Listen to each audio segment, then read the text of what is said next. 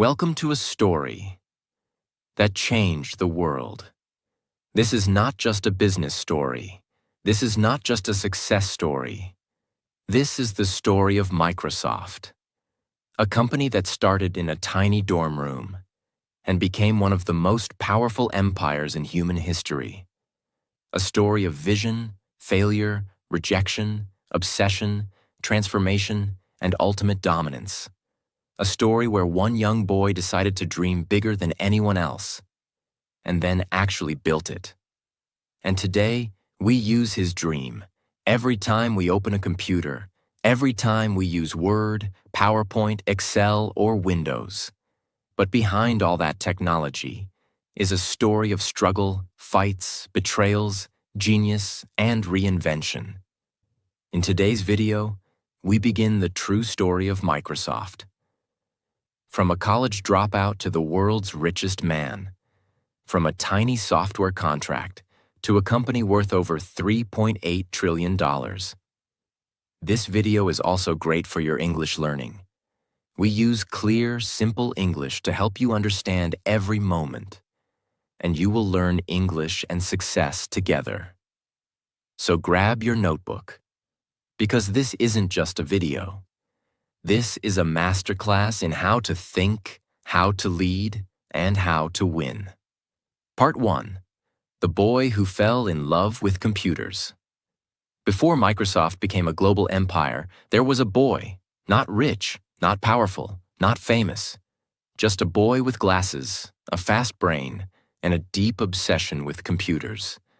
That boy's name was William Henry Gates III, known to the world as Bill Gates.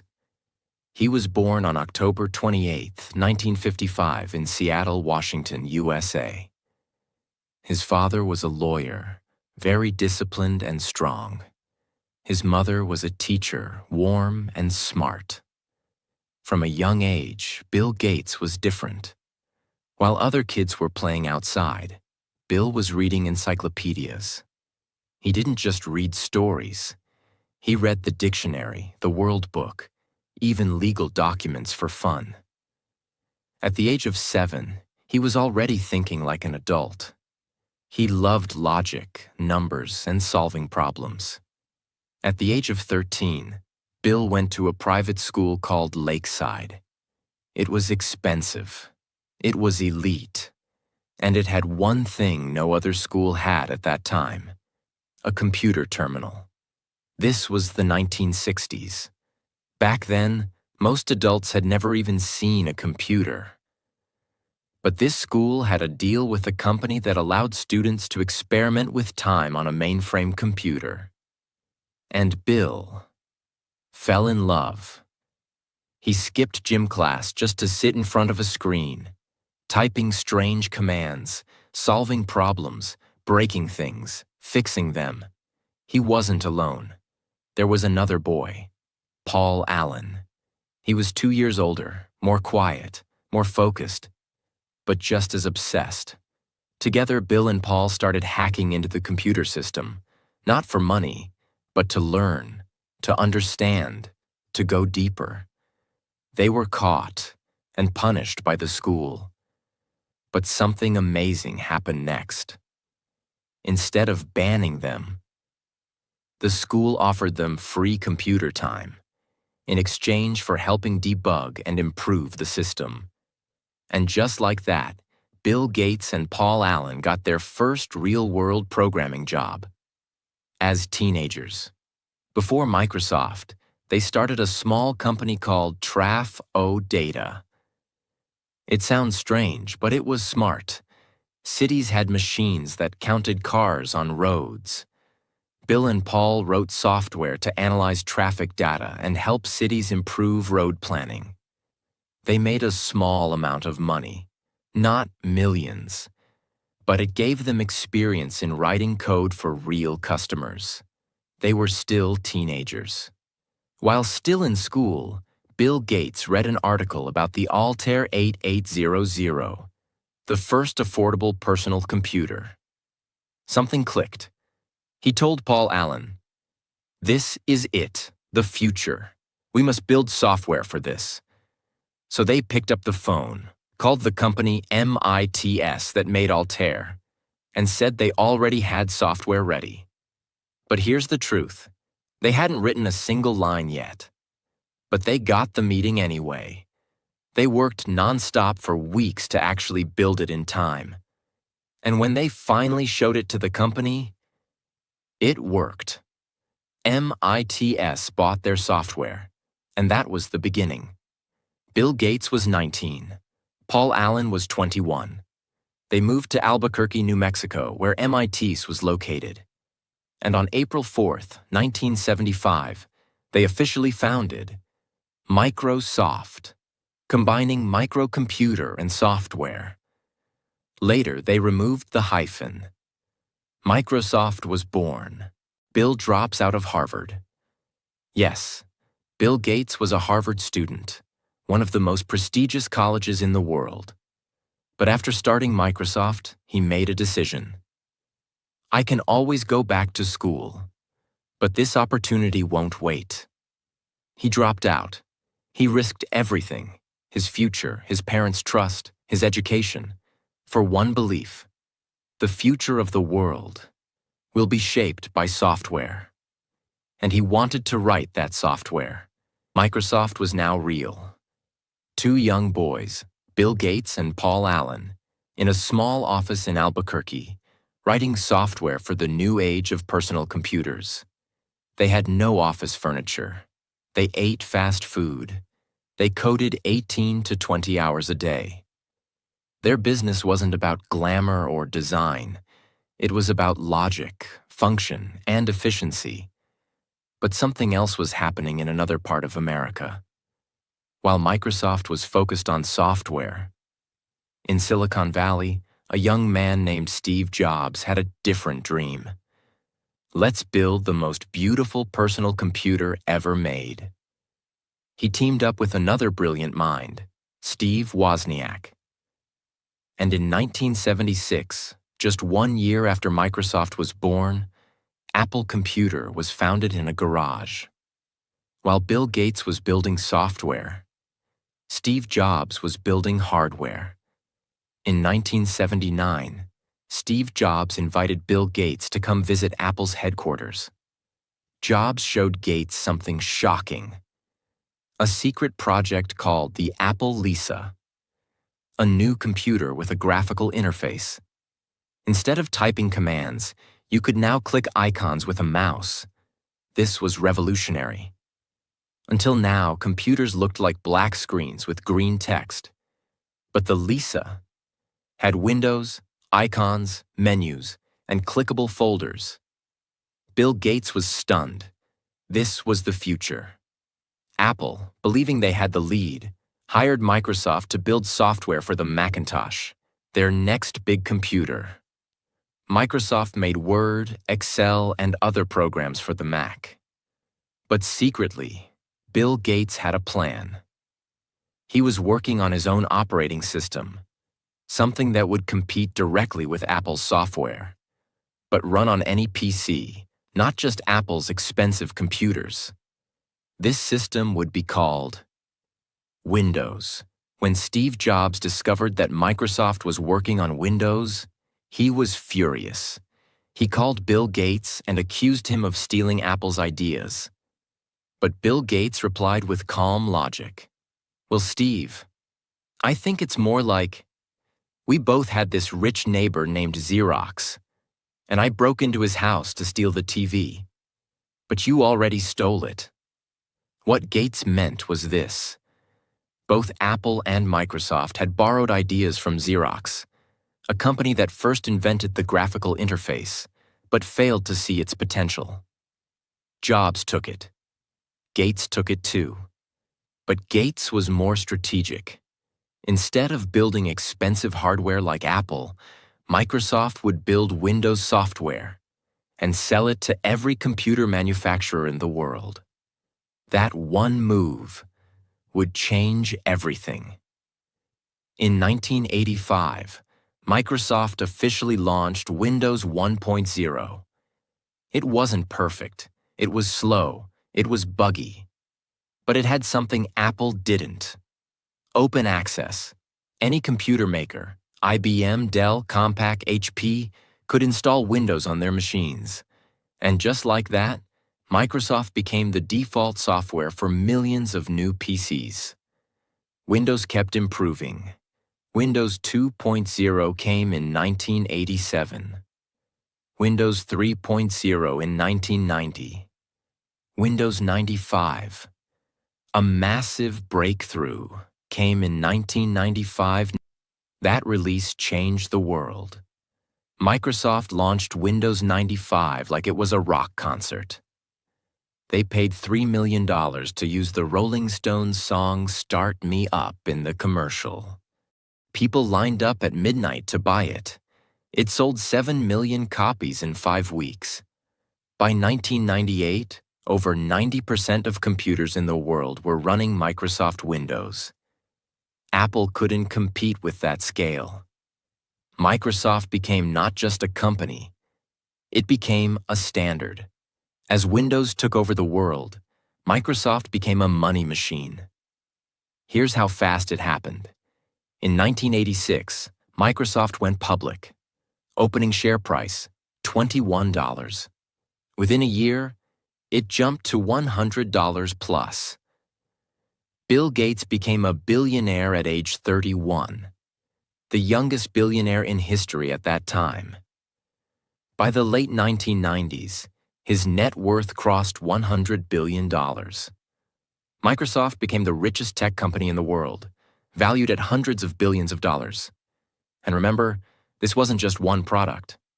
Microsoft now had Windows, the core OS, MS-DOS, earlier systems still used in parts, Microsoft Office, Word, Excel, PowerPoint, Internet Explorer, its own browser, Outlook and Exchange, email and business tools. Bill Gates was not soft. He was known for his aggressive management style. He would grill his employees during meetings. He had a sharp tongue and quick mind. He worked 16-hour days and expected others to do the same. But he also had incredible focus. He believed in software before design, function before fashion, long-term dominance over short-term hype. He wasn't building something beautiful. He was building something essential, and the world started depending on it. By 1999, Microsoft was worth over $600 billion, running on over 90% of the world's computers, holding a monopoly in the software market. Part 2. The Fall of a Giant, Lawsuits, Mistakes, and the Fight for Survival. By the late 1990s, Microsoft was everywhere. It was no longer just a software company. It was a tech empire. Windows was on over 90% of all computers. Microsoft Office was used in homes, schools, and companies. Bill Gates was the richest man in the world. The company had over $40 billion in revenue per year. Its market cap had crossed $600 billion, more than most countries' GDP. But when you become that big, something else also becomes big. The target on your back. Competitors were angry. Smaller companies felt crushed, and governments began asking a question: is Microsoft too powerful for the world's good? In 1998, the United States government officially filed a lawsuit against Microsoft. The accusation was serious. Microsoft is using its power to crush competition. The government said Microsoft was forcing computer makers to use Windows only, killing off smaller competitors, giving away Internet Explorer for free to destroy other browsers like Netscape, controlling the software world like a monopoly. This wasn't just a small case. This was the largest antitrust case since the U.S. broke up AT&T in the 1980s. The case began. And suddenly, Bill Gates, once seen as a genius and innovator, was painted as a greedy, ruthless monopolist. One of the biggest mistakes Microsoft made was an interview. During the trial, Bill Gates gave a video deposition, a recorded testimony. But instead of helping, it became a disaster. He appeared angry, sarcastic, defensive. He gave short answers. He refused to accept obvious things. He looked arrogant. The public reaction was strong. Is this how the richest man in the world behaves when questioned? The government used this footage to show the world that Microsoft had no humility, no responsibility, and no respect for fair competition. After months of trial, the judge gave a shocking judgment. Microsoft should be broken into two separate companies, one for Windows, one for everything else. This was a bombshell. If that happened, Microsoft as we know it would disappear. Investors panicked. Tech stocks dropped. Bill Gates went from hero to villain in just a few years. But Microsoft didn't give up. They appealed the decision. They hired new lawyers. They made changes. They promised to open up their software for third-party developers. And in the year 2001, after years of fighting, the final decision came. Microsoft will not be broken up, but it must follow strict rules to avoid abusing its power. They survived, but the damage was done. The world no longer saw Microsoft as a young startup. Now it was the giant that everyone feared. In January 2000, Bill Gates stepped down as CEO. He chose a new leader, his longtime friend and business partner, Steve Ballmer. Ballmer was loud, energetic, passionate, but not a technical genius like Gates. He had a business mind. He focused on enterprise growth, sales, and product expansion. Under Ballmer, Microsoft grew even bigger, but it also started making strange decisions. Let's break them down. The mistakes Microsoft made in the 2000s. The mobile disaster. In 2007, Apple released the iPhone. It was not just a phone. It was a pocket computer. Microsoft had a mobile system called Windows Mobile, but it was clunky and hard to use. They had the technology, they had the money, but they missed the smartphone revolution. Later, Microsoft tried to recover with Windows Phone, but it was too late. Apple and Android had already won. They also bought Nokia for over $7 billion, trying to enter the phone market. But it failed. The Nokia brand collapsed. Microsoft had to write off the investment. A multi-billion-dollar loss. The Bing struggle. Microsoft wanted to challenge Google in search, so they launched Bing. They spent billions of dollars on marketing and tech. But even after years, Bing remained small. Google held over 90% of the market. Bing was mocked. It became the browser you used to download Chrome. Windows Vista and Windows 8, the product flops. Windows XP, 2001, was loved. Then came Windows Vista, 2007, heavy, buggy, slow. Users hated it. It damaged Microsoft's image. Then came Windows 8, 2012, a confusing design with no start menu. The familiar experience was gone. Again, users were angry. Businesses refused to upgrade. People called it a disaster. While Apple was creating magic with iPhones, iPads, and MacBooks. While Google was inventing Gmail, YouTube, Android, and Maps, Microsoft became known for slow software, ugly phones, complicated updates, weak innovation. People said, Microsoft is big, but it's not exciting anymore. The world had changed. Apple had the cool factor. Google had the future. Amazon was building its cloud empire. Facebook was buying the next generation. Startups were rising everywhere. And Microsoft? It was still selling Word and Windows. But the fire was gone. That's when a man quietly stepped into the CEO's chair. He wasn't loud. He didn't wear black turtlenecks. He wasn't a billionaire genius. He was an engineer, a thinker, a man of calm energy. His name was Satya Nadella. Who is Satya Nadella? Born in Hyderabad, India in 1967. Studied electrical engineering in India. Moved to the US for higher studies.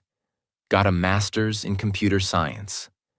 Later earned an MBA while working. Joined Microsoft in 1992. For over 20 years, he worked inside Microsoft, in silence. He led teams, built products, focused on cloud computing. He wasn't chasing the spotlight. He was chasing improvement. And when he became CEO in 2014, few outside the company even knew his name. But what he did next changed everything. Satya Nadella didn't start by launching a product. He didn't start with profits or spreadsheets. He started with people. At that time, Microsoft had become slow, political, divided, full of ego and internal competition. Teams didn't work together. Leaders were afraid to take risks. Satya knew, before changing the product, he had to change the mindset. So he introduced a new philosophy. Don't be a know-it-all. Be a learn-it-all. He pushed the company to listen, learn, collaborate, and adapt. He told engineers, don't protect your product. Fix it. He told leaders, don't talk about yourself. Talk about what problem you're solving. He encouraged humility, empathy, and innovation. This shift, though invisible, was the real beginning of Microsoft's comeback. Satya Nadella had a clear vision. The future of computing is in the cloud. So instead of putting all energy into Windows or Office disks or phone hardware, he focused on something bigger: Azure, Microsoft's cloud platform. At the time, Amazon Web Services, AWS, was the leader in cloud. Microsoft was far behind. But Satya didn't care about competition. He cared about execution. He invested billions of dollars into building data centers around the world. He told businesses, let us run your software, your storage, your computing from our cloud. And slowly, companies listened. Azure grew fast. From a small division, it became a core engine of Microsoft's growth. Today, Azure generates tens of billions of dollars every year and is now neck and neck with AWS in global market share. It became one of the most profitable, scalable, and future-proof businesses in the tech world. Under old Microsoft, anything outside Windows or Office was a threat.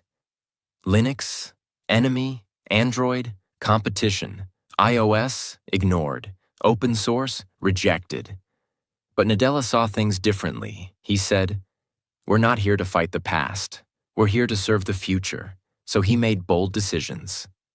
Microsoft joined the Linux Foundation, released software for Android and iOS, made Office available on Mac, iPad, iPhone, and Android phones, supported open source projects on GitHub. It was shocking, but it worked. Developers who once hated Microsoft began to trust it again. Instead of selling Office on CDs, Microsoft made it a cloud subscription, Office 365. For a small monthly fee, users got Word, Excel, PowerPoint, 1 terabyte of cloud storage, email, Outlook, Teams for video meetings.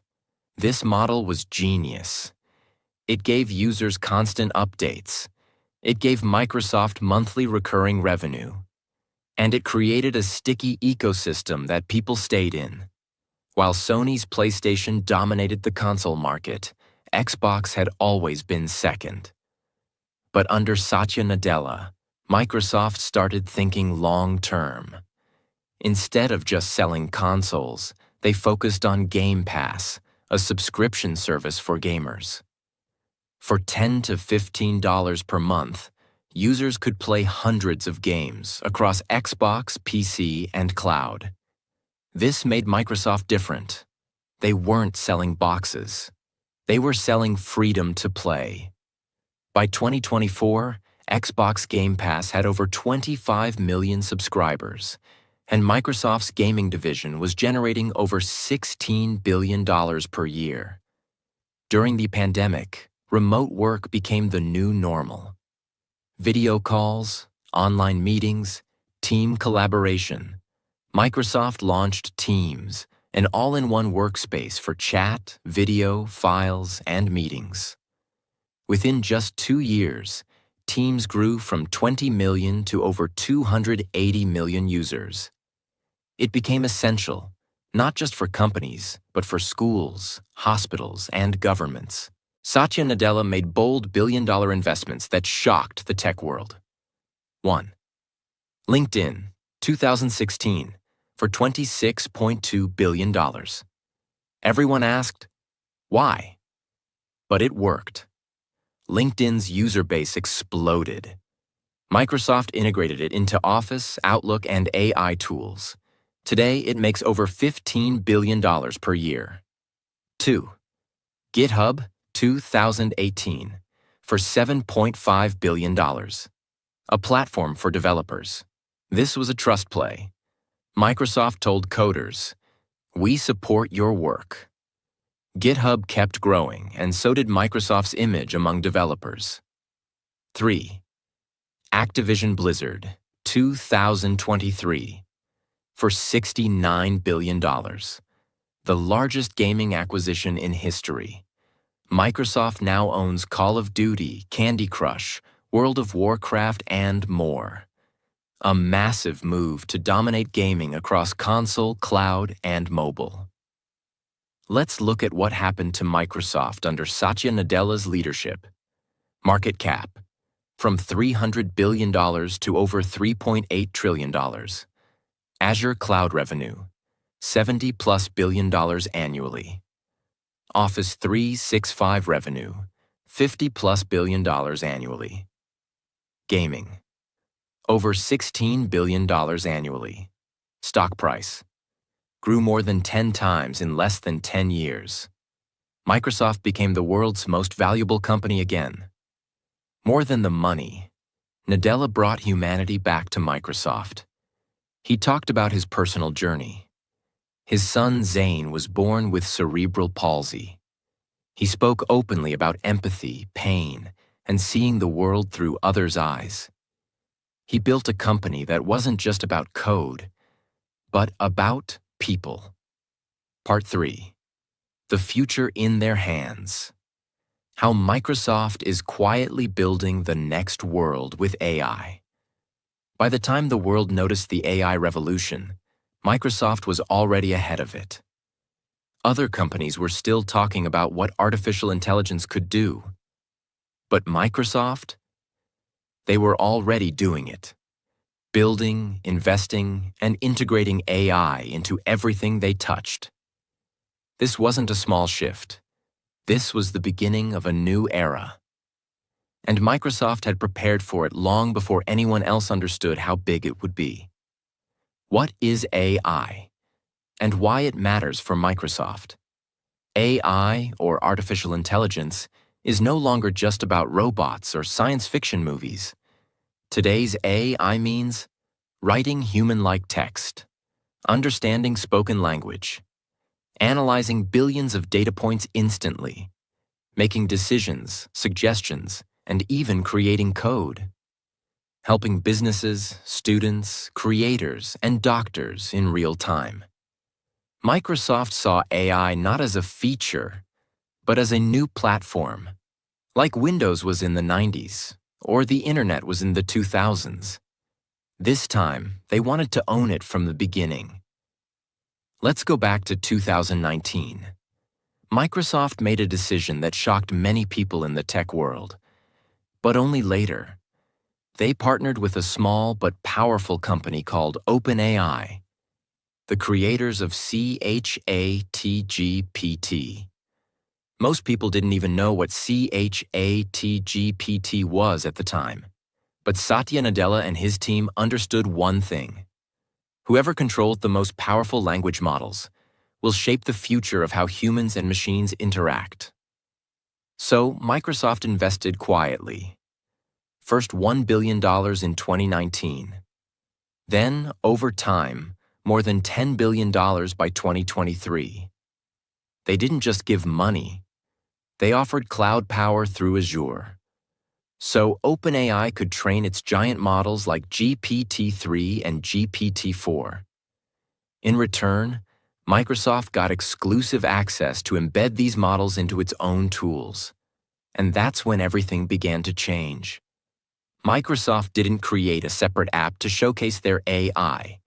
They integrated it directly into the tools people already use every day. Microsoft Word, Excel, Outlook, PowerPoint, Teams, Edge browser, Windows 11, and they called it Copilot. Because this AI isn't your boss. It's not taking over. It's flying with you, like a second brain. Now, with Copilot in Microsoft Word, you can ask it to summarize a long document. Tell it to rewrite your text in a more professional or friendly tone. Ask it to generate an entire report just from a few points. Fix grammar and clarity automatically. Brainstorm headlines, intros, or creative openings. For students, writers, and professionals, this changed everything. It's not just a spell checker anymore. It's a thinking partner. Excel was always powerful, but only for those who understood complicated formulas. Now, with Copilot, you can type, "Show me the sales trends from the last 6 months. Which products are losing money? Forecast profit for next year." And Excel responds instantly with charts, tables, explanations, and insights. Even people who were afraid of Excel can now use it like experts. Email is work, but Copilot makes it faster and smarter. It reads long threads and gives a summary. Writes polite and professional replies in seconds. Can even schedule follow-ups or draft full emails from a short prompt. Instead of spending 2 hours in your inbox, you finish in 20 minutes. Microsoft Teams became even more powerful with AI, live meeting transcripts, instant summary of what was discussed.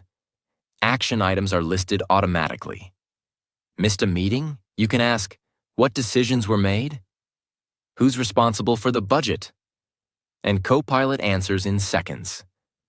It's like having a personal assistant that never forgets anything.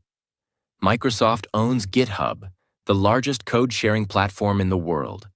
They launched GitHub Copilot, an AI assistant for coders. Now developers can write code faster, get real-time suggestions, learn best practices, fix bugs with AI help. This tool is now used by millions of developers globally. Microsoft didn't stop with Office. They started embedding AI into Windows 11, with Copilot integrated across system-level tools. Bing Search, offering conversational search powered by GPT. Edge browser, summarizing websites, generating content. Azure AI services, allowing businesses to build their own AI-powered apps. They built a full-stack AI platform, infrastructure, Azure. Models, OpenAI. Tools, Office, Windows, GitHub. Delivery, cloud plus desktop. They became the only company that controlled all 4 levels. While other companies were arguing about AI's risks, launching separate AI apps, fighting over ethics panels, Microsoft kept one focus: make AI useful, make it invisible, make it powerful for everyone. They didn't talk too much. They didn't hype with loud marketing. They simply put AI into the tools billions of people already use. This quiet power is exactly what makes them dangerous to competitors and essential to the future. Build AI safety teams, created internal responsible AI guidelines, and worked closely with researchers to prevent misuse of large models. Their goal wasn't just speed. It was safe speed, something other companies struggled to balance. Doctors. Summarize medical records instantly. Lawyers. Scan thousands of legal documents in seconds. Students. Learn faster and get answers in real time. Businesses. Reduce cost and increase productivity. Teachers. Create lesson plans in minutes. Writers. Create articles, books, and scripts. Coders. Build apps and websites 3 times faster. They're not replacing people. They're amplifying them. Satya Nadella rewrote the company's mission as to empower every person and every organization on the planet to achieve more. And now, with AI, they're doing exactly that. They're no longer chasing the world. They're building what the world will use next. Education. Giving every child a window to the world. Before, if you didn't have a teacher, a library, or a proper school, you had no way to learn. Now, Microsoft tools are turning walls into windows and villages into classrooms. Microsoft Teams for Education. Used in over 180 countries, Teams is not just for business. It connects students to teachers, schools to each other, parents to school progress. In countries like India, Ghana, and Brazil, Microsoft helps small schools bring world-class education into classrooms that once had only chalkboards. Children who had never seen a computer now attend live lessons, submit homework, and ask questions, all through Teams. Reading Progress. Microsoft launched Reading Progress inside Teams, a tool where students can read out loud and AI tracks their speed, accuracy, and pronunciation. It helps teachers support students one by one, even in overcrowded classrooms. And the best part? It works even with weak internet, designed for developing countries. This is AI for education at a level that matters. Immersive Reader. A tool inside Word and Teams. It helps dyslexic children, non-native English learners, visually impaired students. It reads text aloud. It highlights words as it reads. It breaks complex language into understandable chunks. Now, a student in rural Kenya learning English for the first time can read confidently without needing a private tutor. Healthcare, saving lives with digital tools. Microsoft is not a hospital, but hospitals around the world run on Microsoft. Let's look at how. AI-assisted radiology. In India, Microsoft worked with local health organizations to build an AI model that detects diseases from X-rays, especially tuberculosis. Many rural areas don't have enough doctors. Now a single chest scan can be uploaded. And AI gives a report within minutes. Doctors use this to detect illness early, saving thousands of lives. Cloud-based hospitals. In the Philippines, small hospitals use Microsoft Azure to manage patient records, medicine supply, staff schedules, health data securely. This cuts down paperwork, increases safety, and makes treatment faster and more reliable. Crisis response. In Ukraine during the war, Microsoft helped protect government data, supported nonprofits, and helped relocate refugee families using digital ID and tracking systems. They didn't just send money. They sent cloud power, security, and infrastructure. Things that let humanitarian work continue, even when cities were collapsing. Agriculture. Helping farmers with AI. In rural Africa, Latin America, and South Asia, farming is still unpredictable. Microsoft created AI sowing app with local governments in India, a tool that gives daily crop advice to farmers based on weather, soil quality, seed type, climate history. A farmer who once guessed the best time to plant seeds now gets a text message with exact instructions and improves his yield by 30 to 50%. Before, only huge companies could afford powerful software. Now with Microsoft's low-cost tools, Even the smallest shop can. Create invoices with Excel. Market their products with PowerPoint or Clipchamp. Host virtual client meetings with Teams. Track sales with Power BI. Accept payments and manage schedules with Bookings. Store and protect data with OneDrive.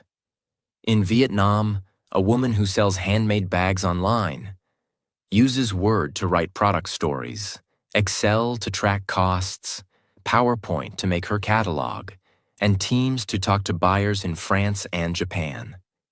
This is not a tech revolution. It's a human revolution, powered by Microsoft. Every day, Microsoft blocks billions of cyber attacks.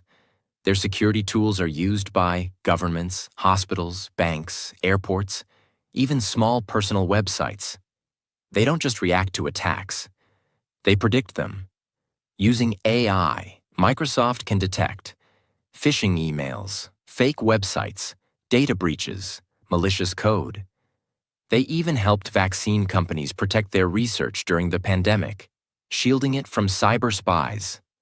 Microsoft builds tools for everyone, including those with visual disabilities, hearing loss, mobility challenges, cognitive impairments. Some of their innovations: eye control lets users type using only their eyes. Dictate, speak instead of typing. Live captions for hearing impaired in Teams. High contrast mode for vision support. Seeing AI describes surroundings to blind users using a phone camera. These aren't side projects. They're built into every Microsoft product, making technology truly equal. Creativity, empowering artists, designers, storytellers with Microsoft's tools. Writers create books using Word plus Copilot. Video editors use Clipchamp to edit short films. Architects use PowerPoint to visualize building plans.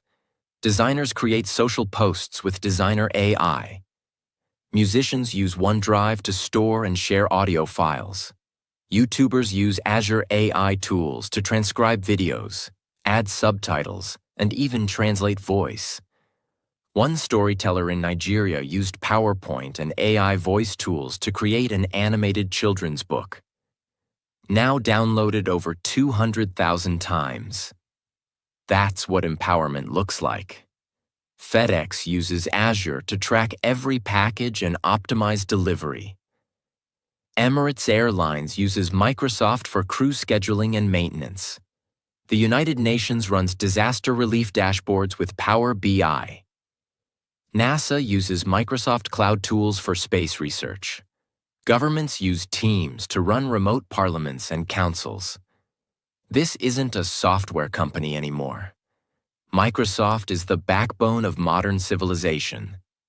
Everything we've covered so far, from software to cloud, from Word to AI, from the dorm room to the edge of space, has one thing in common. Microsoft made it simple, powerful, and available to all. They don't always make headlines. They're not always flashy. But in the background, they're building the world. Part 4. The Final Ascent, the Numbers, the Lessons, and the Legacy of Microsoft. Microsoft today is not just surviving. It is dominating. Not through noise, not through drama, but through intelligence, consistency, empathy, and vision. Let's look at the numbers first, then the legacy, then the lessons. Microsoft, by the numbers, 2025. These are real-time facts about Microsoft's current size, power, and scale. Market capitalization. Microsoft's market cap is now more than $3.8 trillion. It is the most valuable company on Earth, sometimes switching positions with Apple and Nvidia. Annual revenue. Total revenue, 2024 to 2025. Over $250 billion per year. That's more than the GDP of many countries combined. Core businesses, division revenue, Microsoft Azure Cloud. over $75 billion per year. Microsoft Office 365, around $50 billion per year. LinkedIn, over $15 billion per year. Windows, over $20 billion per year. Xbox plus Gaming plus Game Pass, over $18 billion per year. Search plus advertising, Bing, Edge, etc., around $15 billion per year. GitHub, Copilot, and developer tools. Growing rapidly, future focus of AI revenue. AI integration plus licensing, OpenAI GPT access. Becoming a multi-billion-dollar stream by 2025. Employees. Over 225,000 employees in more than 190 countries. Offices on every continent, from Tokyo to Nairobi, London to São Paulo. Infrastructure.